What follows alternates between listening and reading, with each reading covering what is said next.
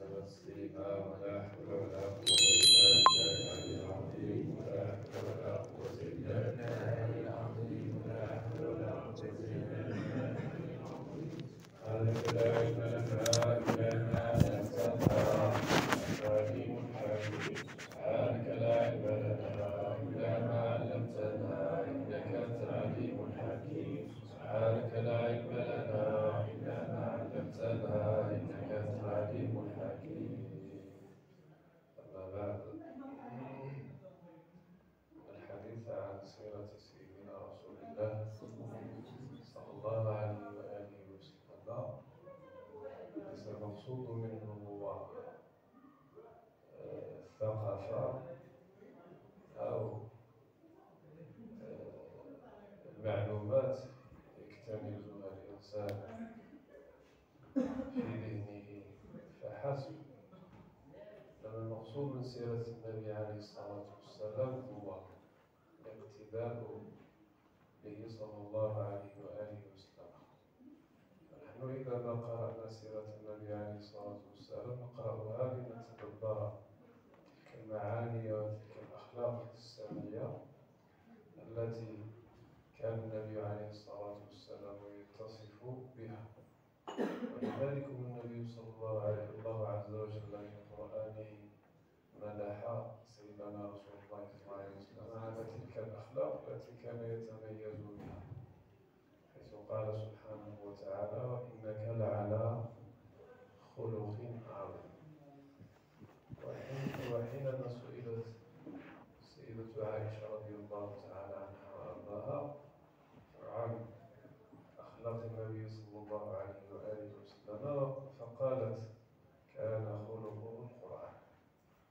كان النبي صلى الله عليه وسلم يطبق القرآن على نفسه وعلى أهل بيته وعلى الصحابة وعلى رعيته صلى الله عليه وآله وسلم.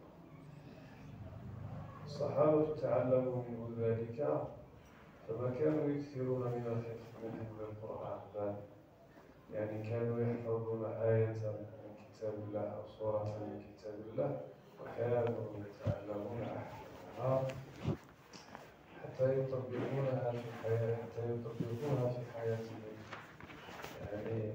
ومناهج حياتهم. ولذلك نحن اليوم في ذكرى ميلاد سيدنا رسول الله صلى الله عليه وسلم، وهذا الشهر كله ذكرى، فلا تخصيص بهذه الليلة فحسب، إنما الناس في أمس الحاجة لأن يتعلموا سيرة رسول الله صلى الله عليه وآله وسلم، فالأولى بالناس جميعا أن يخصصوا هذا الشهر لتدارس السيرة النبوية ولتعلم أخلاق النبي عليه الصلاة والسلام حتى يطبقوه على أنفسهم وعلى ذويهم، ويطبقوه أيضا في معاملتهم مع غيرهم وحتى مع أعدائهم. فقد كان النبي عليه الصلاة والسلام يتعامل مع أصحابه ومع أهله وجيرانه، وقد كان النبي صلى الله عليه وسلم له أعداء، وكان في مجاورته يهود وكانوا يكنون له العداوة والبغضاء والأحقاد الدفينة، ومع ذلك النبي صلى الله عليه وسلم كان يتمثل ويطبق في حياته الرحمة التي أخبر الله عز وجل على أنه أرسله صلى الله عليه وآله وسلم رحمة، وما أرسلناك إلا رحمة للعالمين. حتى إننا نجد في سيرة النبي صلى الله عليه وآله وسلم أنه كان يتعامل مع اليهود، حتى إنه يقال بأن النبي صلى الله عليه وسلم مات ودرعه مرهونة عند يهودي، بمعنى أنه سلم من عند اليهودي القمح والشعير، وأعطاه ضمانة واحد الدرع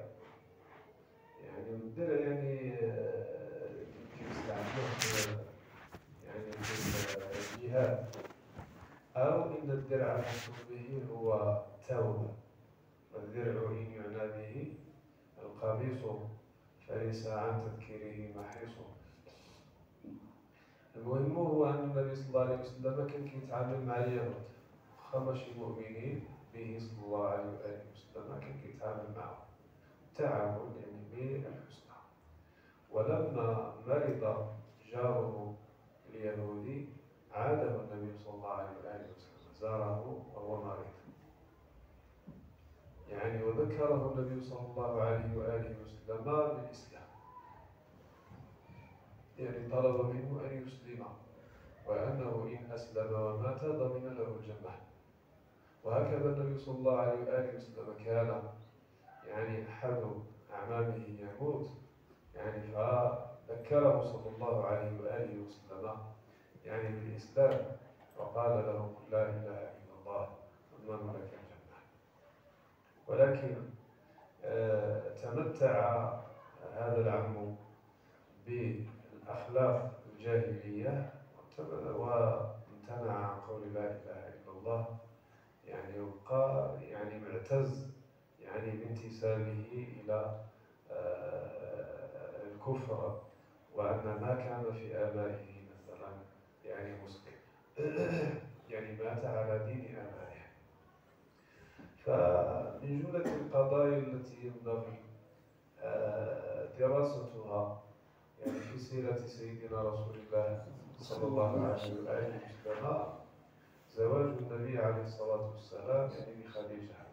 وقد تناول هذا الأمر السيد البصيري رحمه الله تعالى في همزيته، يعني حيث قال: ورأته خديجة والتقى والزهد فيه سجية والحياء، وأتاها أن الغمامة والسرح أظلت منهما أفياء، وأحاديث أن وعد رسول الله بالبعث حال منه الوفاء، فدعته إلى الزواج وما أحسن ما يبلغ المنى الأذكياء، وأتاها في بيتها جبرائيل ولذي اللب في الأمور ارتياء، فأماطت عنها الخمار لتدري أهو الوحي أم هو الإغماء، فاختفى عند كشفها الرأس جبريل فما عاد أعيد الغطاء، فاستبانت خديجة أنه الكنز الذي حاولته والكيمياء، ثم قام النبي إلى آخر الأبيات. فالنبي عليه الصلاة والسلام كان يتمتع بصفتين معلومين أو معلومتين عند قريش، ألا وهما الصدق والأمانة. معروف بالصادق الأمين بين قريش، وكان معروفا بين قومه وجيرانه وأهل بيئته، حتى أن قريشا لما تفرقت كلمتهم عندما أرادوا يعني رد الحجر الأسود إلى مكانه الذي كان فيه، اختلفت آراؤه يعني وتفرقت يعني أنظاره، يعني فكل قبيلة أرادت يعني أن يعني تفوز بهذا الشرف يعني بهذه المنقبة، يعني وهي رد الحجر الأسود إلى المكان الذي كان فيه بعد يعني بناء البيت، بعدما يعني أصاب البيت يعني سيول وأمطار يعني فتهدم البيت، يعني فقامت حينئذ يعني قريش بإعادة بناء يعني البيت، يعني وأرادوا أن يردوا أو أن ينزلوا الحجر الأسود في مكانه يعني في ركن من أركان الكعبة. يعني اختلف يعني شكون هذا القبيلة اللي تحظى يعني بهذا الشرف ترد هذا، إذا كل قبيلة تقول أنا. هنايا اتفقوا على واحد الرأي، وهو أنهم يحكموا يجعلوه قاضي أول من يدخل يعني من باب البيت، بيت الله الحرام، هو اللي يمشي يحكم بيناتهم. فلما كان أول داخل هو النبي عليه الصلاة والسلام، باقي ما كانش نبي ديك الساعة، كان معززا مشرفا مكرما موصوفا بهاتين الصفتين ألا وهما الصادق الأمين. لما دخل قال الكل يعني راضين بحكمه، لأنه الناس يعني كيبغيو اللي كيكون بهذه الصفة، يعني كيكون متمتع بالصفات الجميلة والخلال الحسنة والأوصاف يعني الكريمة. يعني فالنبي عليه الصلاة والسلام اقترح عليهم يجيبوا واحد الثوب يعني ووضعوا فيه الحجر الأسود، يعني وكل قبيلة يعني كما بعض القبائل يعني يأخذوا يعني واحد رجلا شهما منهم يعني ويأخذ يعني بطرف الثوب ويرد الحجر الأسود إلى مكانه. فكان هذا الاقتراح من النبي عليه الصلاة والسلام موضع إجماع، يعني عجبهم الحال يعني واتفقوا أنهم يعملوا هذا الحكم اللي قضى به النبي عليه الصلاة يعني والسلام، ورضوا بهذا الحكم إنه الصادق الأمين.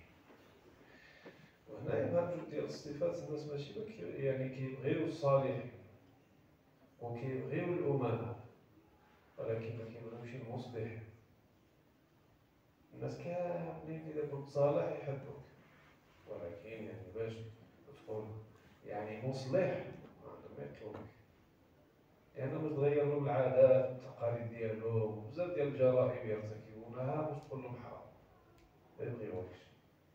صالح راسك يعني يبتغون البركة منك والدعاء ولكن يعني باش تكون مصلح تقول قال الله قال رسول الله يعني تظل العداوة يعني ويكيدون بك كيدا، يريدون أن يوقعوك في أو أن يزجوا بك في المهالك.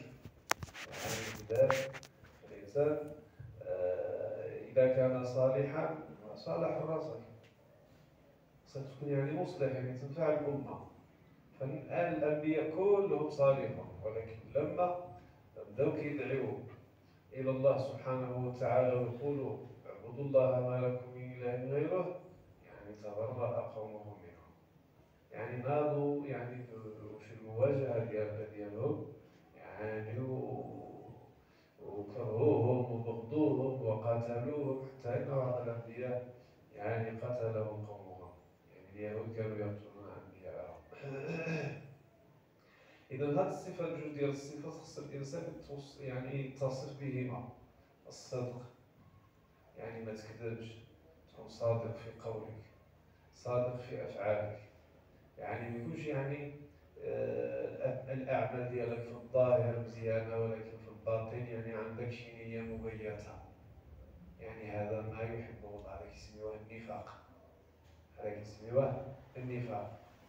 تكون صادق حينئذ يعني في أعمالك، يعني ما تظهرش للناس يعني الأعمال الصالحة، ولكنك تريد بذلك مدحهم، تريد الثناء منهم، تريد المحمدة، تريد الشرف يثنى عليه. هذا كيسميوه شنو؟ هذا كيسميوه الرياء. كذلك أيضا يعني ما تعملش العمل وحدك يعني ولكن ترى أنك فوق الناس، كتقوم بأعمال جليلة طيبة طاعة لله سبحانه وتعالى يعني، ولكن كتنظر إلى نفسك بأنها بعين الإعجاب، هذا يسمى العجب، وهذا ما يحبه الله ولا يحبه رسول الله صلى الله عليه وسلم. بمعنى أنك تنظر إلى نفسك بعين الرضا وتنظر إلى غيرك بعين السخط، يعني تنظر إلى غيرك بعين الازدراء والاحتقار والاستهزاء، يعني فتنظر حينئذ إلى نفسك بعين التعظيم وتنظر إلى غيرك بعين الاحتقار يعني وعين الازدراء.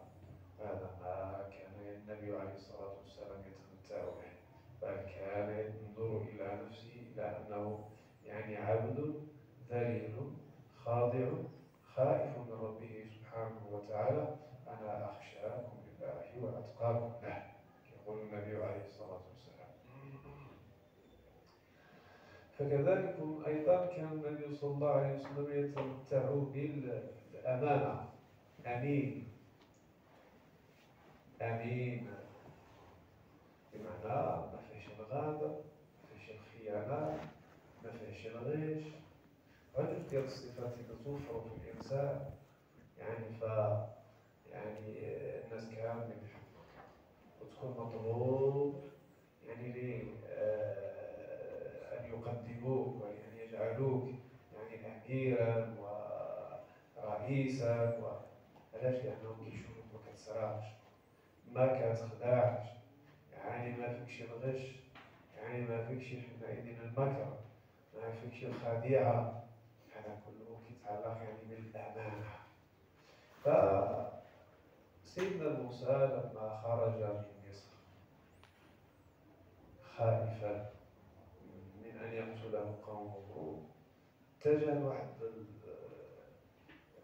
الجهة ما كيعرف بها حال، وصار لواحد المكان يعني وجد الناس يعني كيشربوا الدواب ديالهم، ووجد يعني واحد جوج ديال النساء يعني ما كيشربوش، عندهم غنيمات مساكين، يعني ما كاينش يليس. ديك القوم لما شربوا الدواب ديالهم هزوا واحد الحجر عملوا على الفم ديال البئر باش ما يسقيوش ديك النساء، ما يعمروش الماء بالدواب ديالهم. سولهم يعني قال ما خطبكما؟ قالتا لا نسقي حتى يصدر الرعاء وأبونا شيخ كبير. هز هو ديك الحجرة بوحدو، ما كانش ماشي في العادة أن واحد يهز ديك الحجرة ثقيلة، يعني هزها بوحدو، شرب الدواب ديالو، مشاو بحالو، ودعا الله سبحانه وتعالى. رجع إلى ظل شجرة ودعا الله سبحانه وتعالى إني لما أنزلت عليك من خير فقير إلى أن تنتهي. فجاءت إحداهما، من بعد مشات هاد المرأة وحكات الظروف ديال هذاك الرجل يعني للبهاء، وقال لا يعني ماشي نقول شي. يعني فهنا سيدنا موسى عليه الصلاة والسلام يعني اتصف بجوج ديال الصفات. الأولى يعني الأمانة، والصفة الثانية القوة. وخير من استأجرت قوي الأمين. قوة أنها رأته أخذ الحجر الذي كان على فم البئر يعني ووضعه لوحده ولم يعين في ذلك أحد.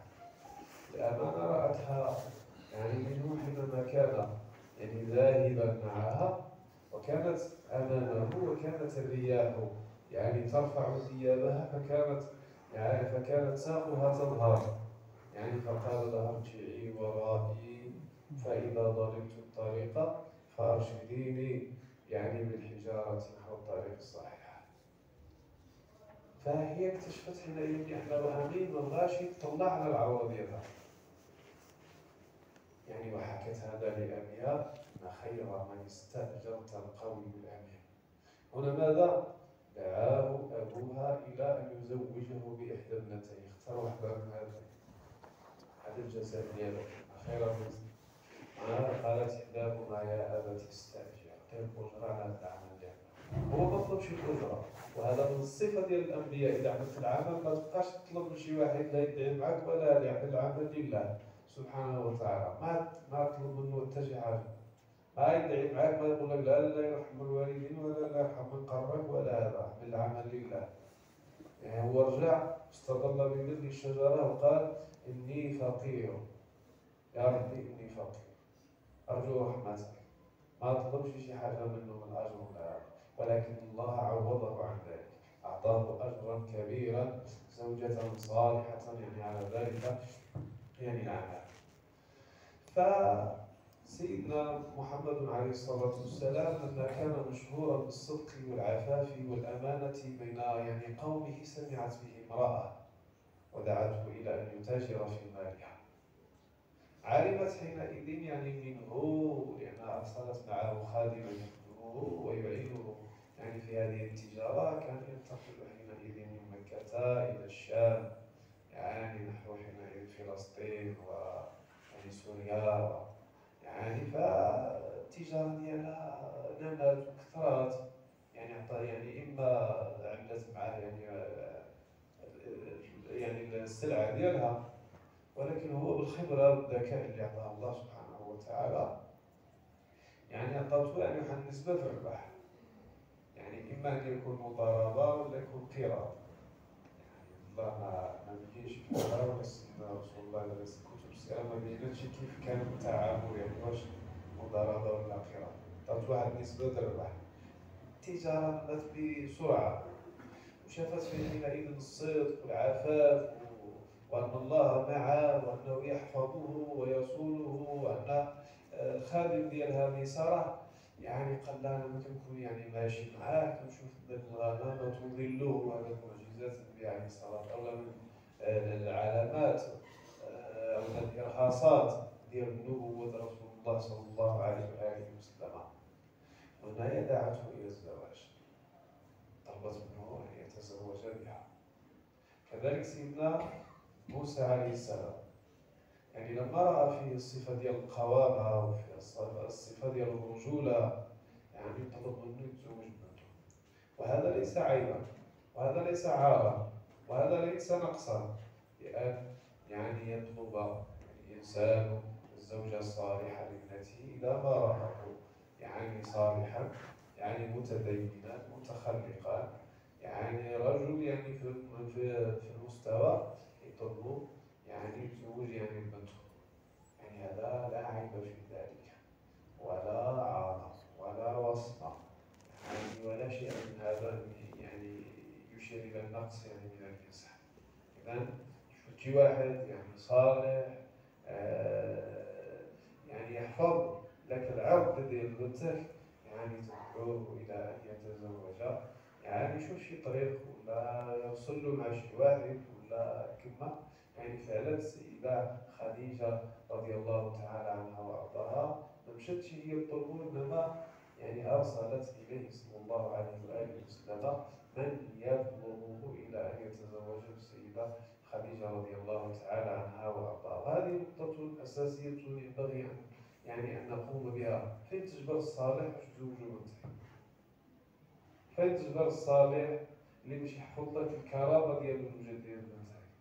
يعني هذا نأخذه من سيرة النبي عليه الصلاة والسلام، وهذه في هذه الحالة لم يكن النبي صلى الله عليه وسلم نبيا في هذه الحالة في هذا الوقت، يعني فالنبي صلى الله عليه وسلم كان باقي عنده 25 سنة آنذاك، يعني فدعته إلى الزواج وتزوجها صلى الله عليه وآله وسلم وحضر يعني هذا يعني العقد يعني أعمامه صلى الله عليه وآله يعني وسلم، وخطبوا خطبتان، خطب حينئذ يعني من يعني ناس من جهة خديجة رضي الله تعالى عنها وأرضاها، وخطب يعني ناس من جهة النبي عليه الصلاة والسلام، حمد الله وشكروه، وهذه خطبة الزواج، يعني يقوم يعني يذكر حينئذ الفضائل ديال العريس ويخليهم يدخلوا يعني الفضائل ديال العروس، يعني ويتفقوا حينئذ فيما بينهما. هنايا كان عنده كنجيبو الفقيه ملي كيكون عندنا الخطبة ولا هذا، كنجيبو الفقيه ولا شي واحد من أهل الصلاح ويدير معنا على وعسى يبارك الله عز وجل في هذا الزواج ويكون زواجا ناجحا مباركا إن شاء الله سبحانه يعني وتعالى. إذا فلا بأس هذه النقطة يعني أن فمثلا سيدنا عمر رضي الله تعالى عنه وأرضاه، يعني لما تأيمت ابنته حفصة يعني طلب من أبي بكر الصديق أن يتزوج بها، سكت سيدنا أبو بكر ولم يجبه بكلام، طلب حينئذ أيضا سيدنا عثمان أن يتزوج يعني بها، يعني والكل يكتب ولا يعني يكتب يعني لأنهم ربما أنهم سمعوا بأن النبي صلى الله عليه وآله وسلم سيتزوجها، يعني كلهم. سيدنا أبو بكر الصديق يعني بحال ليه يعني ما عجبوش الحال، علاش أبو بكر ما يردش عليه. لما خطبها النبي صلى الله عليه وسلم لنفسه عاد فتحوا وتحاور معاه وقال له لعلك وجدت علي، حقدت علي شوية لما لم أجبك، قال له وهكذا حال النفوس، يعني حال نفوس البشر، يعني إذا أنا عرضت عليك وجبت بي ولا هذا، قال له ودي ما كنتش ما يمكنليش نفشي السر رسول الله صلى الله عليه وسلم، يعني سمعته يتكلم. هذا سيدنا يعني عمر رضي الله تعالى أعرض منته يعني على الصحابة يعني الآخرين يتزوجون لأنهم كيبغيو الرجل اللي فيه عنده فضل وعنده يعني عزة الناس وعنده كرامة، يعني عنده الصفة ديال الرجولة. يعني ماشي باش تزوج بنتك يعني واحد فيه السفالة والندالة يعني وقلة الأخلاق، يعني لا، بحث على شي واحد اللي ماشي حافظ لك على الكرامة ديال بنتك. كي جاء رجل إلى سيدنا علي رضي الله تعالى عنه وارضاه يسأله، يعني كيقول له يعني جاوني جوج ديال الناس يخطبون عندي بنتي، يعني شكون هذا اللي غادي نزوجو، يعني واش هذا ولا هذا؟ قال له زوجان يعني واحد اللي إذا أحبها أكرمها وإذا أبغضها لم يظلمها. هذا اللي غتزوجو يعني كيعرف فيما بينه وبين ربه سبحانه وتعالى. ولهذا النبي عليه الصلاة والسلام يقول إذا جاءكم من ترضون دينه وخلقه فزوجوه. هذه نقطة من سيرة النبي عليه الصلاة والسلام، يعني حدثت له مع خديجة رضي الله تعالى عنها يعني وأرضاها. فكانت نعم السند، كانت سندا له قويا حينما يعني دعا الناس إلى ربهم. يعني ولا أول من آمن به من النساء خديجة، كانت سندا وحصنا دعمته يعني بكل ما تملك، بما أوتيت من قوة. أي حاجة كتملك يعني دعمته فيها صلى الله عليه وآله وسلم في بداية الدعوة.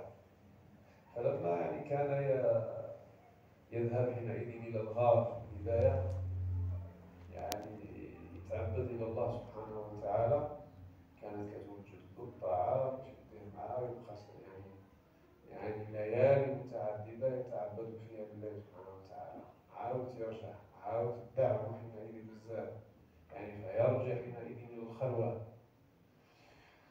وهذه نقطة يعني بسيرة النبي عليه الصلاة والسلام، أن من أراد المعالي سهر الليالي. إذا بغيت يعني تقرب إلى الله سبحانه وتعالى، يعني خصك تعمل لنفسك وقتا تختلي فيه بربك سبحانه وتعالى، تناجيه، يعني تذكره، يعني تستغفره، تسأله، تطلبه، يعني الخلوة. وهكذا الأصفياء كما يقول الإمام البوصيري هنا، يعني كل يعني ولي، كل متقي يعني كيتبع النبي عليه الصلاة والسلام في هذا الهلاء، إذا بغى تفتح له حينئذ يعني أبواب القرب وأبواب المناجاة لله سبحانه وتعالى، يتخذ يعني لنفسه وقتا يختلي فيه بربه سبحانه وتعالى، يعني يناجي الله، يذكره، يتأمل في هذا الكون، في هذا الملكوت. وهذا الكون كله شاهد على الله سبحانه وتعالى، أي أنه يقربك إلى الله، يعني خلق السماوات وتطبيق اختلاف الليل والنهار أدلة قوية على قدرة الله سبحانه وتعالى. خديجة رضي الله تعالى عنها وأرضاها كانت سندا للنبي عليه الصلاة والسلام، وهكذا ينبغي يعني للنساء أن يكن سندا يعني لأزواجهن، يعني ما ترجعش المرأة ضد الرجل. والنبي عليه الصلاة والسلام لما ماتت الأولاد ديال سيدنا رسول الله كلهم يعني من هذه السيدة خارجة، إلا يعني ماريا القبطية يعني ولدت له، يعني الأزواج النبي كلهم ولدوا شي خارجة وماريا القبطية. الأولاد النبي عليه الصلاة والسلام يعني أغلبهم يعني من السيدة خديجة رضي الله تعالى عنها وأرضاها. النبي عليه الصلاة والسلام ما نساش القاضي ديال السيدة عائشة، ديال السيدة خديجة رضي الله تعالى عنها وارضاها. ذاك ذكرى عند الأزواج ديالو يقول كانت وكانت وكانت وكانت وكانت وكانت، حتى إنه لا يكرم يعني صديقاتها الأصحاب ديالها، الإنسان اللي كانوا صحابتها يعني كان كيكرموا النبي عليه الصلاة والسلام ويتعاملون إكراما يعني لخديجة رضي الله تعالى عنها وأرضاها. يعني ماشي غير ماتت صافي تنسى يوالي وحده أخرى. هذه يعني السيدة عائشة رضي الله تعالى عنها وأرضاها لأنها هي المرأة الوحيدة التي تزوج النبي عليه الصلاة والسلام وهي ذكر، يعني عمرها ما تزوجت، يعني بدات لا تذكر نفسها شوية، هي أنا هي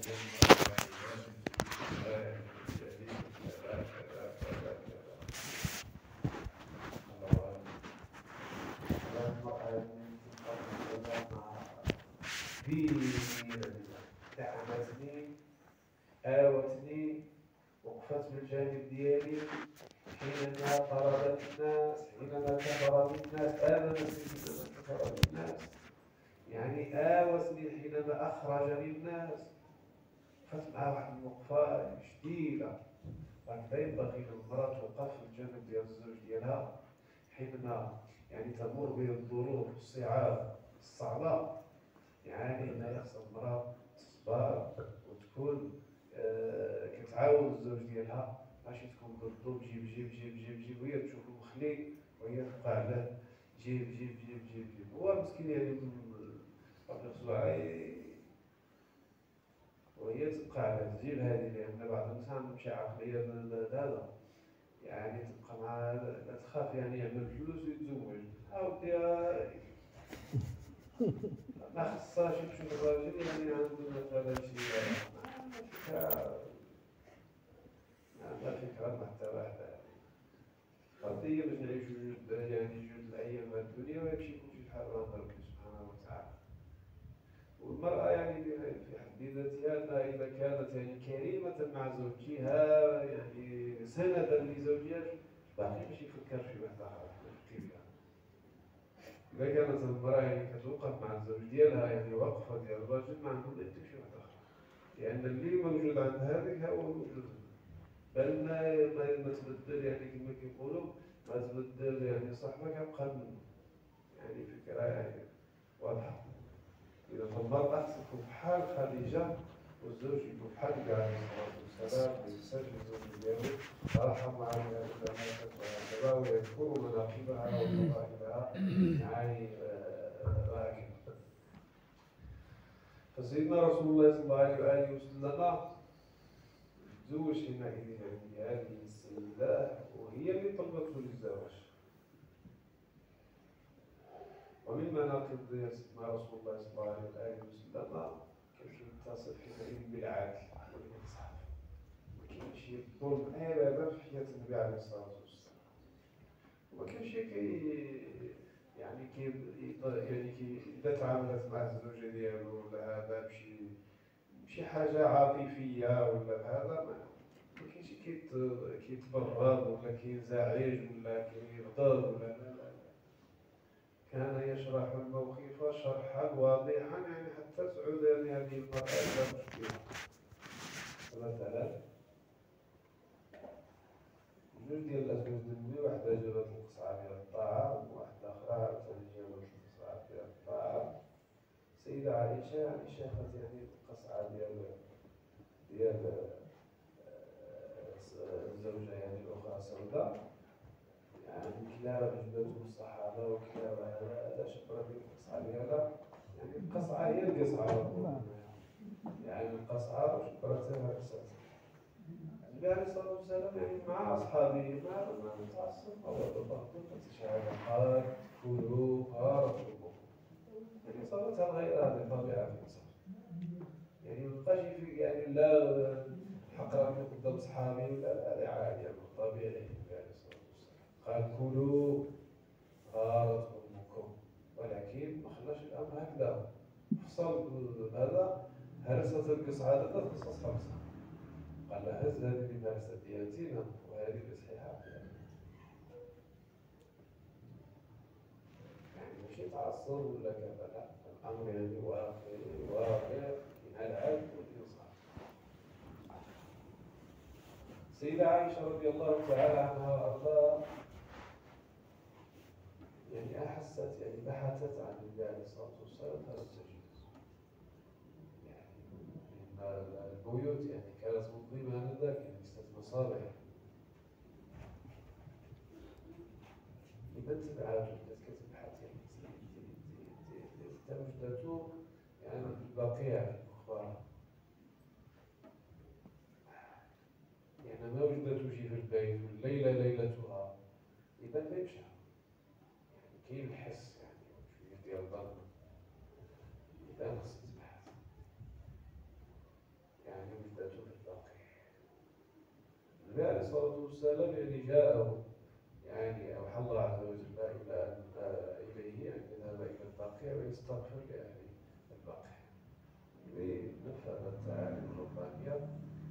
يعني لما كان راجع يعني كيشوف شي حاجة يعني بدأ حينئذ يسرع شوية في المشي، يعني لما تحس بسرعة وتسرع يعني يوصل للبيت يعني كيوجد السيدة وحدها كتنهتر في النفس طويلة.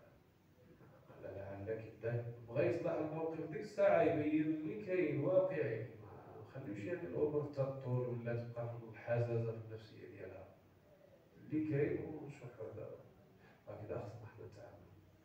قال لها علاش بعتي؟ لا ما نشكش فيك، لا والو شنو الواقع جاني سيدنا جبريل لا خليها مشيت نستغفر لأهل البقيع ورجعت ما كاين حتى شي مشكل. وهذا أيضا النبي كانت جاءته إحدى زوجته وهو معتكف بالمسجد يعني وقف معه في الباب ديال المسجد شي صحابة جالسين هكذا في الحال ربما يشكوا في شي حاجة والوقت يعني ماشي واضح يعني ما عارفينش يشكوا. يعني النبي عليه الصلاة والسلام قال لهم هذه فلانة ما تشكوش شك ولا تدخل في قلبكم شيء، لا ما شكوش فيك يا رسول الله، لا الشيطان هنا النقاط هذه كيوقف فيها الشيطان ويبدا يوسوس. وهكذا كانت هذه النقاط من سيرة سيدنا رسول الله خصنا حنايا نتخلقوا بها يعني إذا بغينا نعيشوا يعني واحد الحياة كريمة طيبة يعني كما كان النبي عليه الصلاة والسلام لقد كان لكم في رسول الله أسوة حسنة لمن كان يرجو الله واليوم الآخر وذكر الله كثيرا. الحمد لله أولا وآخرا. اللهم اجعلنا من المهتدين بسيدنا رسول الله صلى الله عليه وسلم في حياتنا في سبيلنا وعافيتنا. اللهم اجعلنا مولانا رسول الله كما اللهم اغفر لنا ولنا الصلاة. آمين. وإسرافنا في أمرنا وتولى أمرنا احفظنا في ديننا ودنيانا وآخرتنا.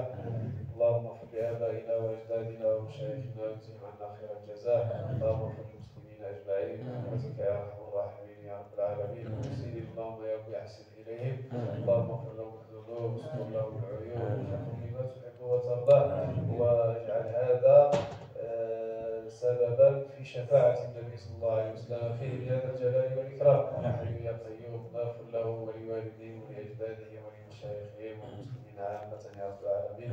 وأمير المؤمنين اللهم صل ولا تصل عليه، اللهم وفقه الخير وعف عليه، اللهم بارك له في ولي عهده وفي سره وشقيقه. وارحم اللهم الملكين المجاهدين الحسن الثاني مولانا محمد الخامس اللهم خير فرعهما جعلهم على عدوين مع النبيين والصديقين والشهداء والصالحين وحسن أولئك رفيقا. يا ذا الجلال والإكرام سبحان ربك رب العزة عما يصفون والسلام على المرسلين.